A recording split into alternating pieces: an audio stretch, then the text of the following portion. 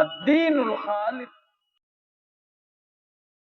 إن الحمد لله نحمده ونستعينه ونستغفره ونعوذ بالله من شرور أنفسنا وسيئات أعمالنا من يهده الله فلا مضل له ومن يضلله فلا هادي له وأشهد أن لا إله إلا الله وحده لا شريك له وأشهد أن محمدا عبده ورسوله أرسله بالحق بشيرا ونذيرا بين يدي الساعة من يطع الله ورسوله فقد رشد ومن يعصيهما فإنه لا يضر إلا نفسه ولا يضر الله شيئا. أما بعد فإن خير الحديث كتاب الله وخير الهدي هدي محمد صلى الله عليه وسلم وشر الأمور محدثاتها وكل محدثة بدعة وكل بدعة ضلالة وكل ضلالة في النار. أعوذ بالله السميع العليم من الشيطان الرجيم. بسم الله الرحمن الرحيم. من المؤمنين رجال صدقوا ما عاهدوا الله عليه فمنهم من قضى نحبه ومنهم من ينتظر وما بدلوا تبديلا.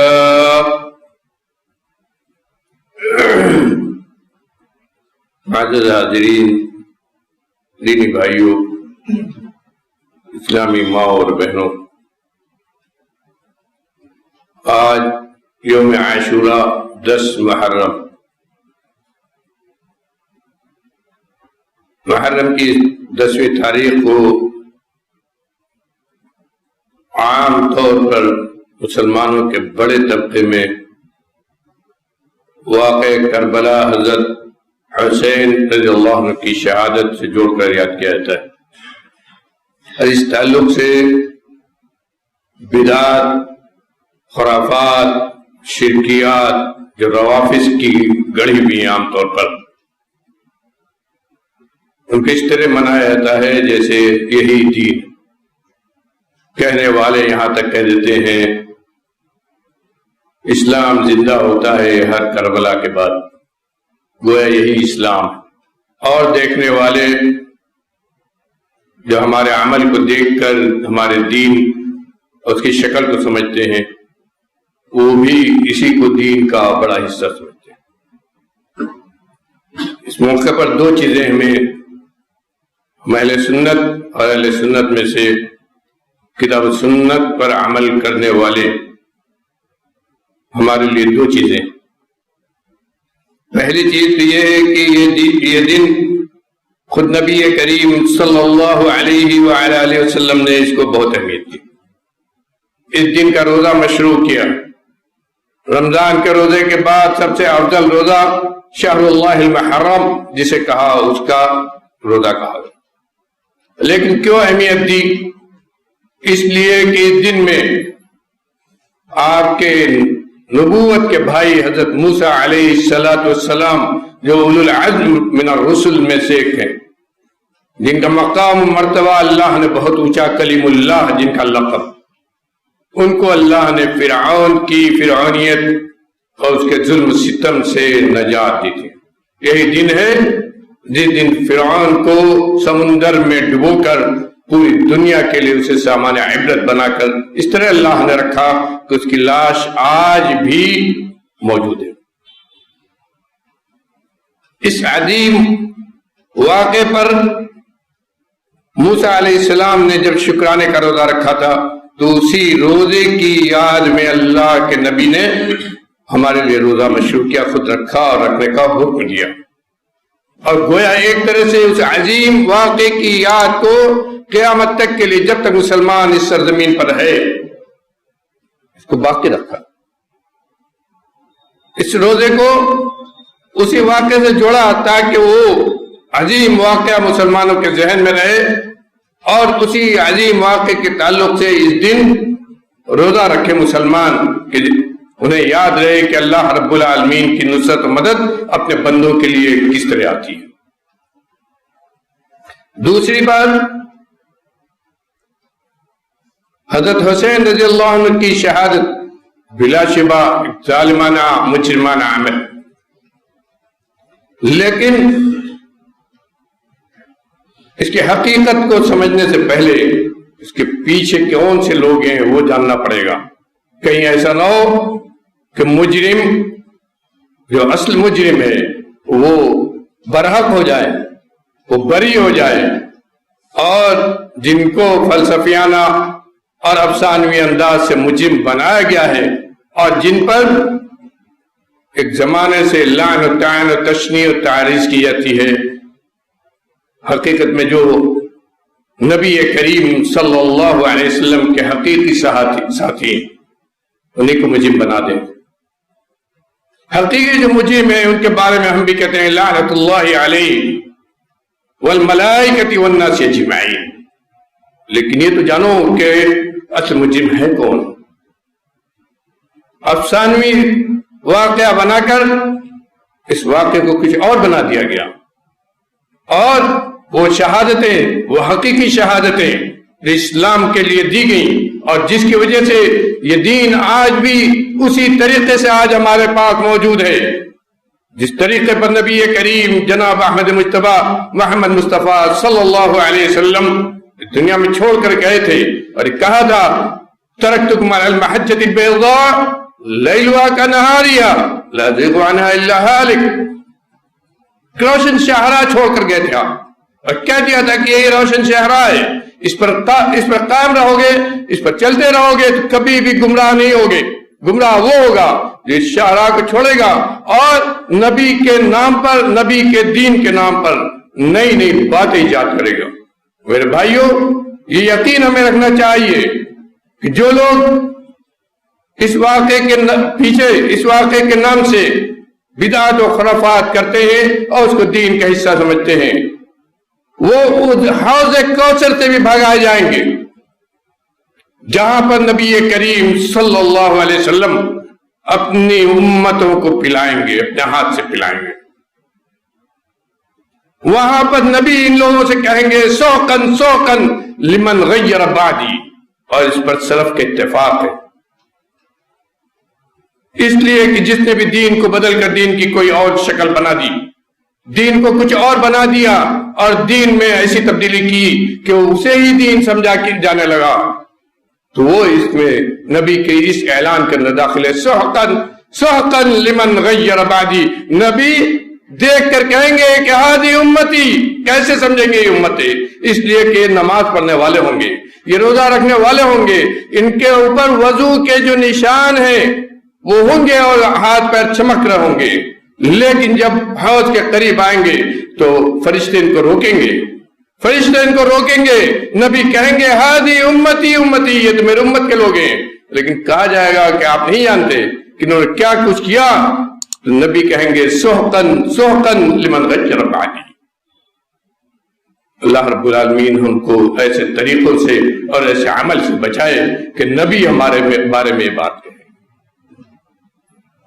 اور واقعی اگر ہمیں یاد کرنا ہے اپنے اسلاف کو اور اسلاف کو جنہوں نے شہادت دیے، یاد کرنے کا اللہ نے حکم دیا ہے، قرآن میں ان کا ذکر کیا ہے، ان کو یاد کرنے، ان کو اپنے لیے مثالی بنانے کا حکم دیا ہے۔ فَإِنْ آمَنُوا بِمِثْلِ مَا آمَنْتُمْ بِهِ فَقَدِ اهْتَدَوْا وَإِنْ تَوَلَّوْا فَإِنَّمَا هُمْ فِي شِقَاقٍ۔ کس کے بارے میں کہا گیا ہے؟ اس جماعت کے بارے میں جس جماعت سے متقی اور پرہیزگار جماعت اس دنیا پیدا نہیں ہوئی، اس جماعت کے بارے میں جس جماعت کو نبی کریم احمد مجتبی محمد مصطفیٰ صلی اللہ علیہ وسلم کے دست مبارک سے تعلیم و تربیت ملی تھی، اس جماعت کے بارے میں جس جماعت کے بارے میں اللہ نے کہا رضی اللہ عنہم ورضوا عنہ، اس جماعت کے بارے میں جس جماعت سے اپنی رضا مندی کا اللہ نے اعلان کرتے ہوئے کہا لقد رضی اللہ عن المؤمنین اذ یبایعونک تحت الشجرہ۔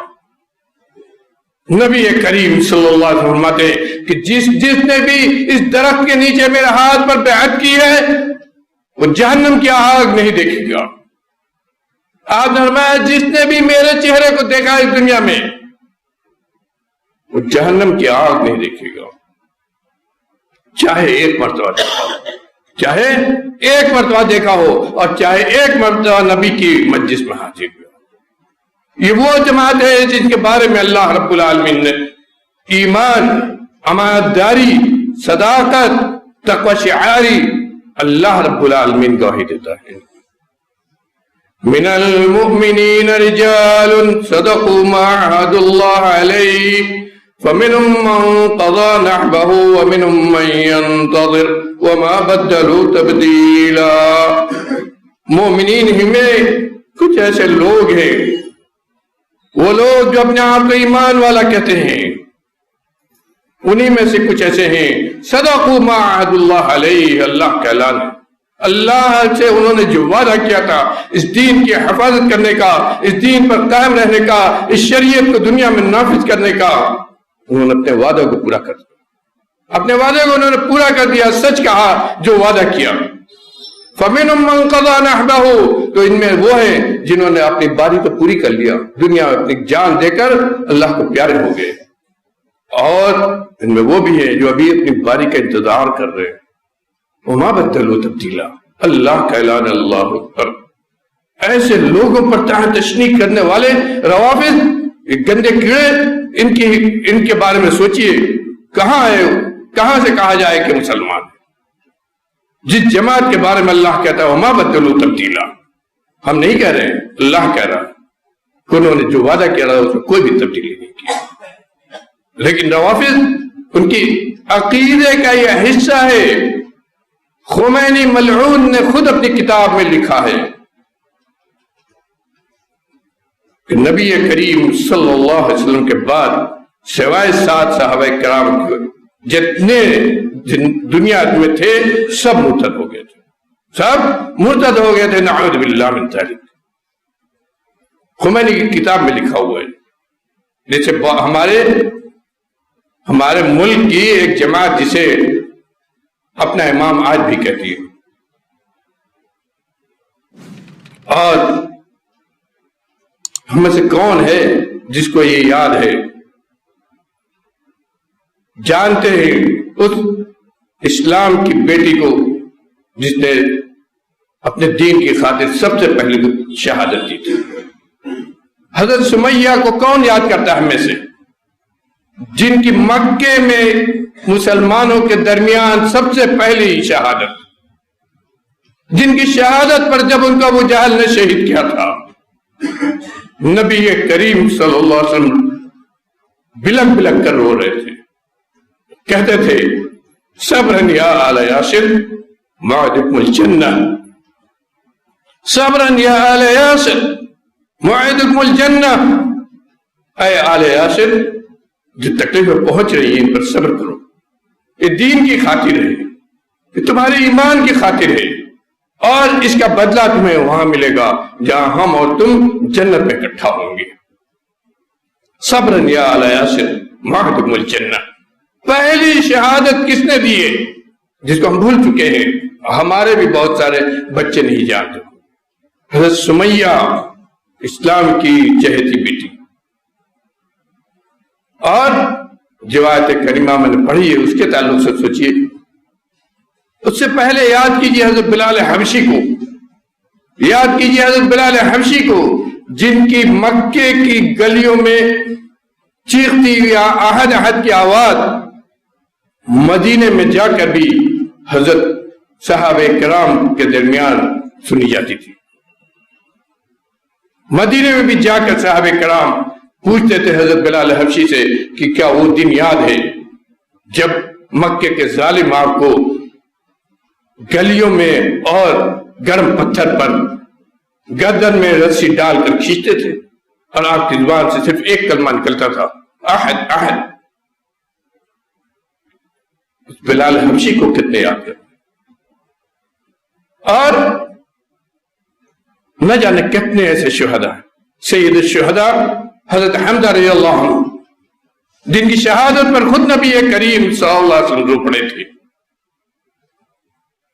جن کی مسخ کی ہوئی لاش کو دیکھ کر خود نبی کریم صلی اللہ علیہ وسلم، جو آیت کریمہ میں نے پڑھا ہے، اس میں اللہ رب العالمین نے کس کی شہادت کی گواہی دی ہے، کس کی شہادت کی بات کہی ہے؟ وہ صحابی جلیل حضرت نضر بن انس رضی اللہ عنہ احد کے میدان میں اپنے ساتھی صحابی سے کہتے ہیں، یا ابا عمرو، یا ابا عمرو، اے ابو عمرو۔ حضرت سعد بن معاذ اپنے ساتھی سے کہا تھا، اے ابو عمرو کہاں چلے جا رہے ہو؟ یہ وہ صحابی ہیں بدر میں نہیں شریک ہو سکے تھے، تو بدر کے واقعے کے بعد کہا کرتے تھے کہ اگر پھر کوئی واقعہ ہوا تو اللہ رب العالمین دیکھ لے گا کہ نذر کیا کرتے ہیں۔ اور احد کے موقع پر یہی صحابی حضرت سعد بن معاذ سے کہتے ہیں، یا ابا عمرو، ابو عمرو کہاں چلے جا رہے ہو؟ مجھے تو احد کے پیچھے سے جنت کی خوشبو آ رہی ہے۔ یہ شہادت کو کون یاد کرے گا؟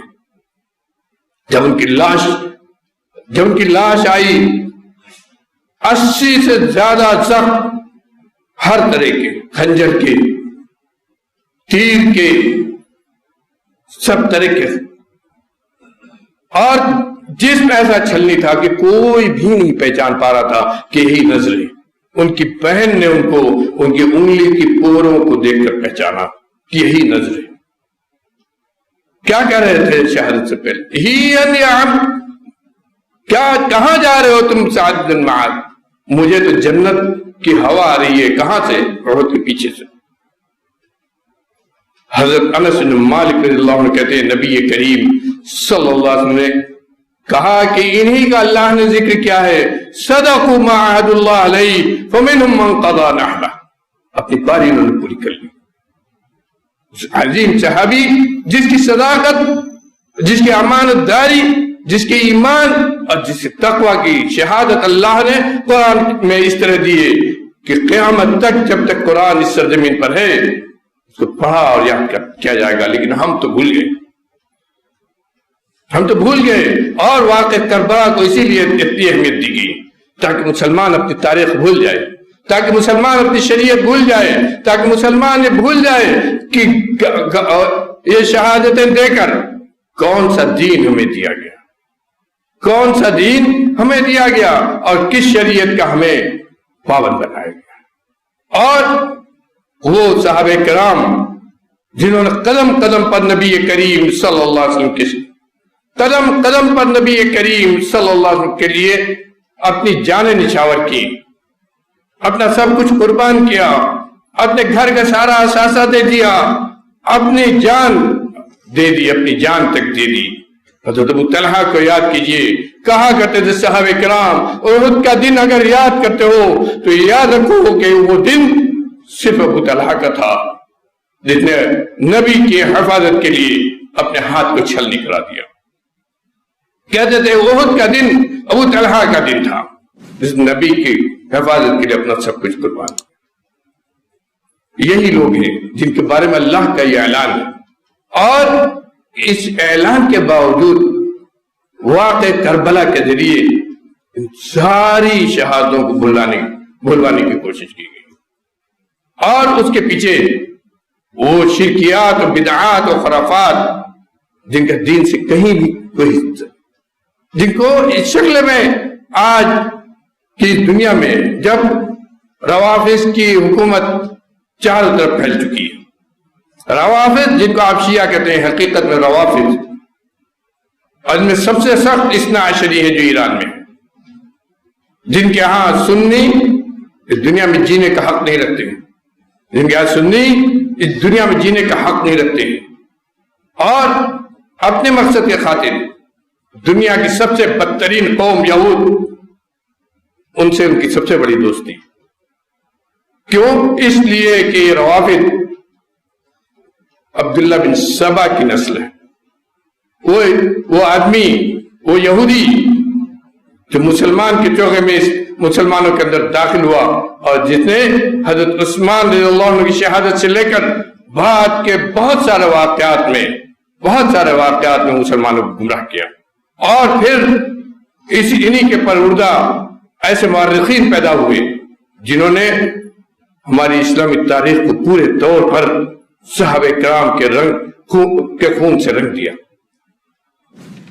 ان کے اوپر تشنیع، ان کو برا بھلا کہنا جن کے عقیدہ ایمان کا حصہ ہے، اگر وہ کہتے ہیں کہ ہم ایسا نہیں کرتے تو جھوٹے ہیں، اس لیے کہ ان کا ایمان کا تیسرا حصہ تقیہ ہے.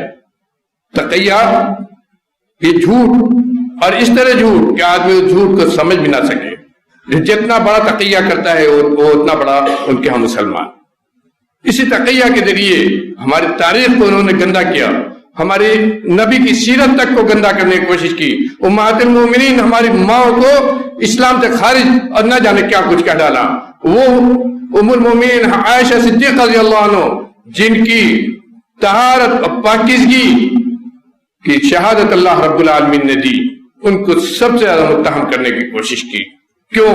تاکہ یہ دین ہی باقی نہ رہ جائے. اسی لیے امام ابو ذر رازی رحمت اللہ علیہ کہا کرتے تھے کہ جس آدمی کو دیکھو کہ صحابہ کرام میں سے کسی سے بھی بغض رکھتا ہے، صحابہ کرام میں سے کسی سے بھی بغض رکھتا ہے، چاہے وہ معاویہ ہو اور چاہے اور کوئی ہو، چاہے وہ بنی امیہ کے ہو اور چاہے وہ قریش میں ہو، کسی قبیلے کے ہو، کسی بھی صحابی سے بغض رکھتا ہے یا ان کا نام غلط طریقے پر لیتا ہے یا ان کی توہین کرتا ہے تو جان لو فإنہ زندیق، وہ زندیق ہے. وہ چاہتا ہے کہ ہمارا اعتماد، ہمارا ایمان، ہمارا عقیدہ اپنے دین پر، اللہ کی شریعت پر کمزور ہو جائے اور ہم یہ ماننے لگیں کہ قرآن محرف ہے، قرآن میں تحریف کر دی گئی ہے. یہ کہا کرتے ہیں میرے بھائیوں، جو لوگ مناتے ہیں ان میں زیادہ تر حنفی ہیں، اور ان احناف کو یہ جاننا چاہیے کہ انہی کے سب سے بڑے حنفی عالم علامہ طحاوی رحمت اللہ علیہ صحابہ کرام سے محبت کے تعلق سے کیا فرماتے ہیں؟ وہ کہتے ہیں نحب صحابہ رسول اللہ صلی اللہ علیہ وسلم ولا نفرط فی احد منهم. نحب اصحاب رسول اللہ صلی اللہ علیہ وسلم ولا نفرط فی احد منهم. ہم تمام کے تمام صحابہ کرام سے محبت کرتے ہیں. یہ طحاوی کون ہے میرے بھائیوں؟ یہ پہلے آپ یہ بھی جان لیجیے، یہ طحاوی وہ ہیں جو پہلے شافعی تھے، اس کے بعد ان کا اختلاف ہوا اپنے خالو مزنی جو بہت بڑے شافعی امام ہیں ان سے، تو حنفیت کی دعوت دینی شروع کی اور ایسے حنفی ہو گئے کہ انہی کی وجہ سے حنفیت بہت سارے علاقوں میں پھیلی اور حنفیت کو طاقت اور قوت انہی کے ذریعے ملی. عقیدے کی ان کی کتاب ہے جسے العقیدہ طحاویہ کہا جاتا ہے، اور یہ کتاب میرے بھائیوں یہ بھی جان لیجئے کسی حنفی مدرسے میں نہیں پڑھائی جاتی ہے، یہ کتاب صرف اہل حدیث مدرسے میں پڑھائی جاتی ہے. اس عقیدہ طحاویہ کو اہل حدیث کا رٹایا جاتا ہے، یاد کرایا جاتا ہے، کیونکہ یہ سلف کا عقیدہ ہے. اسی کتاب میں وہ کہتے ہیں نحب اصحاب رسول اللہ صلی اللہ علیہ وسلم ولا نفرط فی احد منهم. ہم تمام صحابہ کرام سے محبت کرتے ہیں بغیر کسی فرق کیے ہوئے، اور کسی کے حق میں بھی حق تلفی نہیں کرتے. کیوں؟ اس لیے کہ ان کا خیر کے ساتھ، ان میں سے ہر ایک کا خیر کے ساتھ ذکر کرنا یہ واجب ایمان کا حصہ ہے. اور ہم ان تمام لوگوں سے بغض اور نفرت رکھتے ہیں جو لوگ صحابہ کرام سے بغض رکھتے ہیں یا صحابہ کرام کا خیر کے ساتھ ذکر نہیں کرتے یا صحابہ کرام کی فضیلت نہیں بیان کرتے، ان میں سے کسی کی بھی بے عزتی کرتے ہیں، ہم ان سے بغض رکھتے ہیں. کیوں؟ حبهم دین و ایمان و احسان و بغضهم کفر و نفاق و طغیان. فیصلہ کن بعد آخر میں کی حبهم دین و ایمان و احسان، اس لیے کہ ان سے محبت کرنا، صحابہ کرام سے محبت کرنا یہ دین، ایمان، احسان ہے، دین ہے. گویا اگر محبت نہیں کرتے تو دین سے خارج، محبت نہیں کرتے تو ایمان سے باہر، محبت نہیں کرتے تو عمل پھر بیکار. وہ بغضهم، اور ان سے نفرت کرنا، ان سے بغض رکھنا، ان میں سے کسی کی بھی برائی کرنا یہ کیا ہے؟ کفر ہے، نفاق ہے اور سرکشی ہے. اب یہیں سے میرے بھائیوں فرق ہو جاتا ہے سچے مومن اور منافق مومن کے درمیان، سچے ایمان والے اور منافق ایمان والے۔ آخر میں اس حدیث نبوی کو سن لیجیے، شاید نبی کریم صلی اللہ علیہ وسلم کو بھی جس طرح فتنوں کی، بہت سارے فتنوں کی خبر ہو گئی تھی اور آپ نے پیشین گوئیاں کی، تو اس فتنے کی بھی شاید خبر اللہ نے دے دی تھی۔ آپ نے کیا فرمایا؟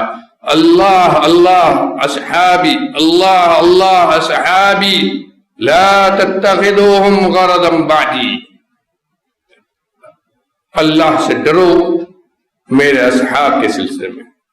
تمام صحابہ کرام کو کہا، میرے تمام صحابہ کرام کے تعلق سے اللہ سے ڈرو اور میرے بعد ان کو تم ہدف ملامت نہ بنانا، ان کو ہدف ملامت نہ بنانا، ان کے اوپر طعن و تشنیع نہ کرنا، ان کو گالیاں نہ دینا، برا بلا نہ کہنا۔ کیوں؟ فمن احبہم فبحبی احبہم، جو آدمی ان سے محبت کرتا ہے وہ مجھ سے محبت کرتا ہے، میری محبت کی وجہ سے وہ ان سے محبت کرتا ہے۔ غور کیجئے کہاں جوڑا آپ نے، یہ اس نبی کا فرمان ہے جس نبی پر ایمان لا کر ہم مسلمان ہوئے، یہ اس نبی کا فرمان ہے جس کی ایک ایک بات اللہ کی بات ہے، یہ اس نبی کا قول ہے جس نبی کی دین اور شریعت پر چل کر ہمیں جنت میں داخلے کی امید ہے۔ اس نبی سے اگر محبت ہے تو اس کے اصحاب سے محبت ہونا دین کا حصہ ہے۔ اگر نہیں محبت ہے اصحاب سے تو نبی سے محبت کا دعویٰ مت کرو، لوگوں کو دھوکہ نہ دو، اسلام کا چوہا پہن کر اسلام کو بدنام نہ کرو۔ میرے بھائیوں، روافض سے بغض یہ ہمارے ایمان کا حصہ ہے۔ روافض سے بغض میں کھلے طور پر کہتا ہوں یہ ہمارے ایمان کا حصہ ہے، اس لیے کہ روافض ہمارے صحابہ کرام، ان صحابہ کرام سے دشمنی رکھتے ہیں جن سے محبت نبی نے اپنی محبت کی نشانی قرار دی، جن سے محبت نبی نے اپنی محبت کی نشانی قرار دی۔ فمن احبہم فبحبی احبہم ومن ابغضہم فببغضی ابغضہم۔ صرف ایک بات نہیں کہی کہ جس نے ان سے محبت کی وہ میری محبت کی وجہ سے ان سے محبت کی، بلکہ یہ بھی کہہ دیا جس نے ان سے بغض رکھا، ان سے دشمنی رکھی، ان کو برا بھلا کہا، اس نے اس وجہ سے کہا کہ اس کو مجھ سے، نبی سے بغض اور دشمنی ہے۔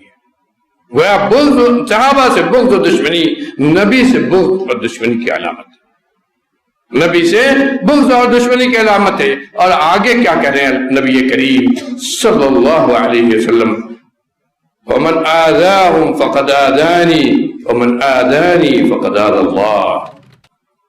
یاد رکھو مسلمانوں، جس نے ہمارے صحابہ کرام کو تکلیف دی اس نے مجھ کو تکلیف دی، نبی کو تکلیف دی۔ جس نے صحابہ کرام میں سے کسی کو تکلیف دی، تکلیف کیسے ہوگی؟ آپ گالی دیں گے تکلیف نہیں ہوگی، آپ برا کہیں گے تکلیف نہیں ہوگی، آپ ان کی شہادتوں کو بری الفاظ سے یاد کریں گے تو تکلیف نہیں ہوگی، آپ ان کی تاریخ کو مسخ کریں گے تو تکلیف نہیں ہوگی۔ فمن آذاهم فقد آذانی، اس نے نبی کو تکلیف دی، اور آگے کیا کہا؟ فمن آذانی فقد آذى اللہ، اور جس نے مجھ کو تکلیف دی اس نے اللہ کو تکلیف دی، اس نے اللہ کو تکلیف دی۔ یہود کی پیداوار کا کام یہی ہے، اس لیے کہ یہود کا کام اللہ نے کیا بتایا ہے کہ وہ ایسے ویسے لوگوں کو صرف نہیں قتل کرتے تھے، اللہ کے نبیوں کو جن کو اللہ نے نبی بنا کر دنیا بھیجا اور ان کی ہدایت کے لیے بھیجا، ان کے ذریعے یہود کی رہنمائی کی کوشش کی، ان کے ذریعے یہود کو اس دنیا میں فضیلت دینے کی کوشش کی، ان کو قتل کیا ہے۔ یقتلون الانبیاء بغیر حق۔ اور اسی لیے اللہ رب العالمین نے کیا کہا ہے؟ تمام مسلمانوں کو، قیامت تک آنے والے مسلمانوں کے لیے اللہ کا حکم ہے، یا ایھا الذین آمنوا لا تتخذوا بطانة من دونکم لا یألونکم خبالا ودوا ما عنتم قد بدت البغضاء من افواہہم وما تخفی صدورہم اکبر۔ میرے بھائیو، باندھ لو اس آیت کریمہ کو، اللہ کا فرمان ہے، اے مومنو اپنے کے علاوہ دوسرے لوگوں کو اپنا قریبی نہ بناؤ، اپنا رازدار نہ بناؤ، ان کے اوپر اس طرح اعتماد نہ کرو کہ سارا سب کچھ رات ان کو دے دو۔ کون ہے لوگ؟ لا یعلونکم خبالا، جو تم کو تکلیف دینے میں کبھی بھی پیچھے نہیں ہٹیں گے۔ تمہارے اوپر مصیبتیں آئیں، یہی ان کو سب سے اچھا لگتا ہے۔ وَدُّوا مَا عَنِتُّمْ، جن چیزوں سے تمہیں تکلیف مصیبت پہنچتی ہے وہ اسی کو پسند کرتے ہیں۔ دنیا میں تم کو چین سے رہنے نہیں دیں گے، وہ اس دنیا میں تم کو چین سے نہیں دیں گے۔ یہ آیت یہود و مشرکین سب کے بارے میں ہے۔ کہا یہ لوگ تم کو دنیا میں چین سے کبھی بیٹھنے نہیں دے سکتے۔ ان کو یہ پسند ہے کہ ہر وقت تم پریشانی میں رہو، ان کو یہ پسند ہے کہ ہر وقت تم مصیبت میں رہو، ان کو یہ پسند ہے کہ تم ہر وقت آپس میں قتال و جدال کرتے رہو۔ وَدُّوا مَا عَنِتُّمْ قَدْ بَدَتِ الْبَغْضَاءُ مِنْ أَفْوَاهِهِمْ وَمَا تُخْفِي صُدُورُهُمْ أَكْبَرُ۔ تم نے ان کی زبانوں سے ان کی دشمنی کو سنا ہے، لیکن حقیقت میں وہ جو دشمنی اپنے دلوں میں چھپائے ہوئے ہیں، تمہارے خلاف جو دشمنی ہے وہ اپنے دلوں میں چھپائے ہوئے ہیں، یہ اس سے کہیں بڑی ہوئی ہے۔ یہ کون کہہ رہا ہے؟ وہ پروردگار جو دلوں کے احوال کو جانتا ہے، وہ جو دلوں کے احوال کو جانتا ہے، جو جس سے ہماری کوئی چیز چھپی پوشیدہ نہیں ہے۔ وہ کہہ رہا ہے قد بدت البغضاء من افواہہم وما تخفی صدورہم اکبر۔ اللہ تعالیٰ ہمیں ہر قسم کی فتنوں سے محفوظ رکھے، ہمارے جان مال، ہمارے عقیدہ ایمان دین سب کی حفاظت فرمائے۔ رب العالمین تو ہمارا اس دنیا میں ملجا و ماوا بن جائے، تو ہماری حفاظت فرما۔ رب العالمین تو ہماری ایمان و عقیدے کی حفاظت فرما۔ رب العالمین تو ہماری عبادت گاہوں ہمارے اداروں کی حفاظت فرما۔ رب العالمین تو ہمیں اپنا بنا کر دنیا میں زندہ رکھ۔ رب العالمین تمہیں اپنا بنا کر دنیا میں زندہ رکھ، اپنے نبی کی شریعت سنت کا پابند بنا کر دنیا میں زندہ رکھ۔ رب العالمین ہمیں توحید پر گامزن رکھ، اس طریقے پر چلنے کی توفیق عطا کر جس سے ہمیں جنت نصیب ہو۔ رب العالمین جسے ہمیں جنت نصیب ہو، جسے اس دنیا میں اپنے نبی کی رفاقت اور صحبت نصیب ہو، جس سے ہمیں اس دنیا میں اپنے نبی کے ہاتھ سے حوض کوثر نصیب ہو، جس سے ہمیں اس دنیا میں تیرے رضامندی حاصل ہو، جس سے ہمیں جنت الفردوس میں اعلی مقام اپنے نبی کے ساتھ اس کے جھنڈے کے نیچے نصیب ہو۔ ربنا تقبل منا انك انت السميع العليم وتب علينا انك انت التواب الرحيم وصلى الله على خير خلقه محمد